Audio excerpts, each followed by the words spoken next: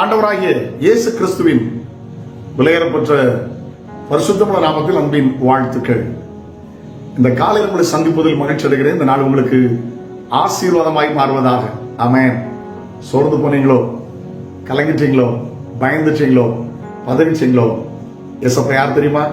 உங்களை திடப்படுத்துகிறவர். ஹல்லேலூயா. திடமானதா இருங்க, காரியத்தை நடப்பீங்க, உத்தமனுக்கு கர்த்தர் துணை அப்படின்னு ஆண்டவர் சொல்லுகிறார். இந்த கால்பந்து நடக்கும், ஃபுட்பால் பாருங்க, மேட்ச் நடக்கும், பெரிய மேட்ச், ரெண்டும் டஃப் டீமா இருக்கும். அவங்களுக்கு கொடுத்த டைம்ல ரெண்டு பேரும் ஈக்குவலா இருப்பாங்க. சில நேரம் கோலை அடிச்சிருக்க மாட்டாங்க, சிலர் இங்க 2 கோல் அங்க 2 கோல் இருப்பாங்க.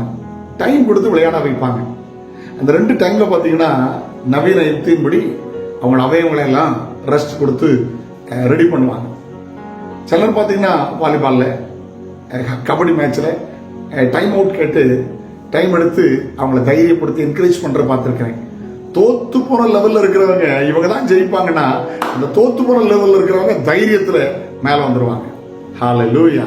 ஆண்டவர் தைரியப்படுத்துகிறார். கர்த்தருக்கு ஸ்தோத்திரம். வாசிக்க கேட்கலாமா?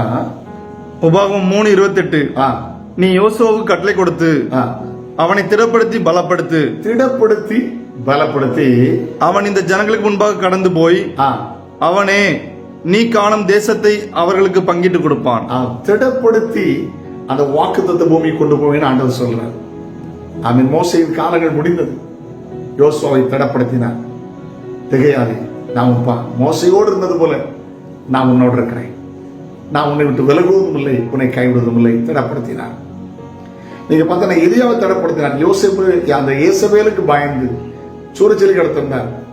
எழுந்திருப்பா, போஜனம் பண்ணப்பா, நீ பண்ண வேண்டிய தூரம் வெகு தூரம். ஹல்லேலூயா. ஆண்டவர் அப்படி திடப்படுத்தினார். அவன் புதிய ஏற்பாட்டில் பார்த்தீங்கன்னா பவுலை திடப்படுத்தினார். தைரியமா பேசு. ஆண்டவர் அழகா திடப்படுத்தினார். இன்னைக்கு உங்களை அவர் திடப்படுத்த விரும்புகிறார். கடைசியாகவும் ஒரு வசனத்தை வாசிக்க கேட்கலாம். யோவான் 16:33. என்னிடத்தில் உங்களுக்கு சமாதானம் உண்டாயிருக்கும் பொருட்டு இவைகளை உங்களுக்கு சொன்னேன். உலகத்தில் உங்களுக்கு உபத்திரம் உண்டு, திடன் கொள்ளுங்கள், நான் உலகத்தை ஜெயித்தேன். ஆமென். ஹல்லேலூயா. இயேசு சொல்கிறார், திடன் கொள்ளுங்கள், சோர்ந்து போகாதீர்கள். தைரியப்படுத்த மாதிரிங்களா? அப்படி பேசுவாங்க. நம்ம கொஞ்சம் நேரம் தான் இருக்கும்.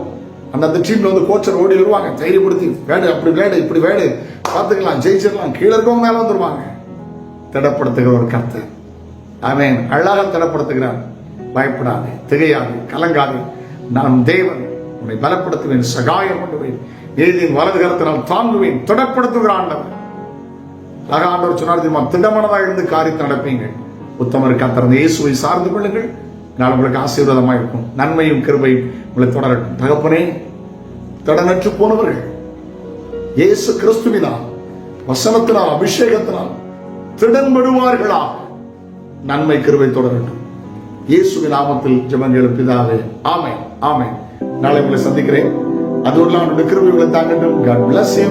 Have a nice day.